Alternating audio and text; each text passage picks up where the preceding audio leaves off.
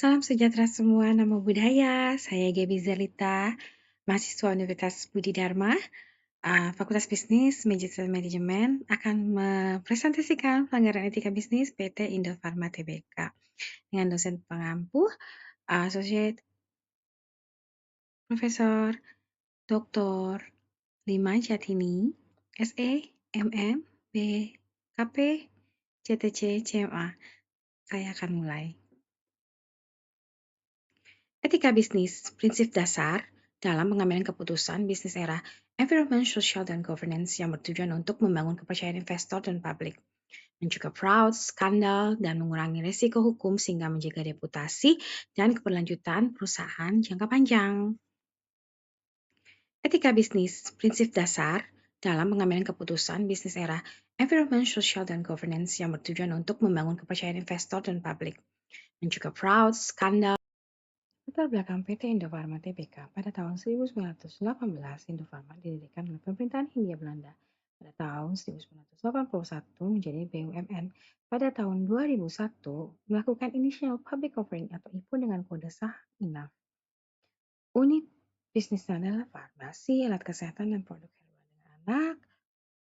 Usaha PT Indofarma Global Medica. Visi menjadi perusahaan healthcare Indonesia pilihan utama yang berskala global. Kronologis kasus pelanggaran PT Indofarma. Pada tahun 2021 terjadi penurunan laba drastis yang menandakan bahwa kinerja keuangan tidak baik. Dilakukan audit dan ditemukan adanya manipulasi laporan keuangan atau akun agresif pencatatan kas tanpa arus masuk. Kemudian ada proyek alkes fiktif yang dilakukan PT IGM. Kemudian pada tahun 2022-2023 kerugian mencapai 428 miliar. Ekspansi agresif di sektor alat kesehatan tanpa adanya persiapan dan perhitungan matang.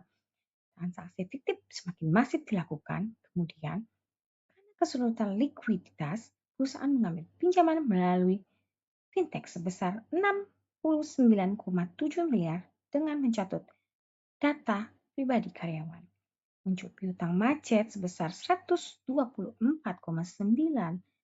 miliar dari transaksi dengan perusahaan-perusahaan yang tidak memiliki kemampuan untuk membayar. Pada tahun 2024, Januari, terjadi perombakan besar-besaran di jajaran manajemen melalui rapat umum pemegang saham luar biasa. Maret dan April, Indofarma mengalami gagal bayar gaji karyawan. 20 Mei, BPK menyerahkan laporan hasil pemeriksaan investigasi kepada Kejaksaan Agung. Total indikasi kerugian negara mencapai 377 miliar rupiah. Pada tahun 2025, tepatnya 16 Juni, vonis Pengadilan Tipikor Jakarta menghadiahkan Arif Pramuhanto, mantan Direktur Indofarma, divonis 10 tahun penjara dan denda 500 juta. Kiki Sugio Harjo, mantan Direktur IGM, divonis 9 tahun penjara. Cecep Setiana Yusuf juga Bayu Pratama Ardiansa divonis juga 9 tahun penjara. Penyelesaian kasus dan tindakan hukum. Audit investigatif dilakukan oleh BPK dan Kejaksaan Agung untuk mengungkap penyimpangan keuangan PT Indofarma. Penguatan tata kelola dan pengawasan internal dilakukan oleh perusahaan Bio Farma, INAP, disuspensi atau trading halt. Saham tidak bisa diperjualbelikan dan terancam delisting. Vonis penjara 13 tahun dijatuhkan kepada Direksi Utama Arif Pramuhanto saat mengajukan banding. Restrukturisasi keuangan dilakukan melalui proses PKPU, penundaan kewajiban pembayaran utang untuk menyelesaikan kewajiban perusahaan. Penerapan teori etika pada kasus pelanggaran PT Indofarma. Pelanggaran teori deontologi bahwa prinsipnya adalah tindakan dinilai dari kewajiban moral bukan hasil.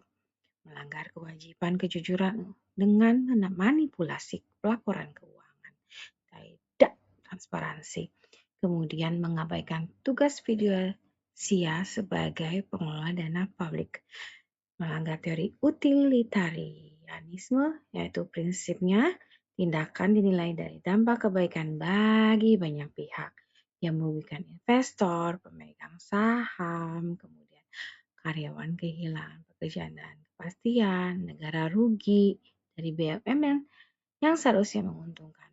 Pelanggaran virtu etik, kurangnya integritas dan kejujuran dalam pelaporan keuangan, tidak ada tanggung jawab moral dalam pengambilan keputusan, dan melanggar prinsip karakter baik yang harusnya menjadi fondasi daripada kepemimpinan. Pelanggaran etika hak asasi dari John Locke. Manajemen melanggar hak stakeholder dan shareholder atas informasi yang benar dan akurat. Karyawan, investor, dan publik berhak mengetahui hingga dapat mengambil keputusan yang tepat. Pelanggaran etika teonomi, pelanggaran terhadap nilai-nilai ilahi seperti kejujuran, amanah, dan keadilan, tindakan manipulatif, dan penyalahgunaan kepercayaan dalam mengelola dana publik. Pelanggaran teori etika kontrak sosial. Sebagai BUMN, Indofarma memiliki kontrak moral dengan rakyat Indonesia. Pelanggaran kepercayaan publik terjadi melalui manipulasi laporan keuangan dan penyalahgunaan dana negara. Kesimpulan, tindakan manajemen PT Indofarma tidak dapat dibenarkan dan tidak etis. Manipulasi laporan keuangan dan pengakuan pendapatan fiktif merupakan pelanggaran berat terhadap prinsip kejujuran. Penyalahgunaan dana publik mencederai kepercayaan masyarakat. Penggunaan data pribadi, pelanggaran fiduciary duty, dan kegagalan sistem tata kelola merugikan banyak pihak. Kesimpulan dan refleksi. Kasus PT Indofarma Tbk menunjukkan kegagalan dalam penerapan good corporate governance ditandai dengan pengawasan internal yang tidak efektif, adanya konflik kepentingan disertai praktik window dressing laporan keuangan yang merugikan shareholder dan stakeholder. 5 prinsip good corporate governance dan integritas merupakan fondasi utama keberlanjutan BUMN dan kepercayaan publik. Karena itu, etika bisnis bukan hanya sekedar kepatuhan regulasi, melainkan juga komitmen terhadap masyarakat dan negara. Perusahaan mesti mematuhi standar industri dan regulasi secara berkelanjutan melalui penguatan pengendalian internal, audit independen, dan penerapan sistem whistleblowing. Terima kasih.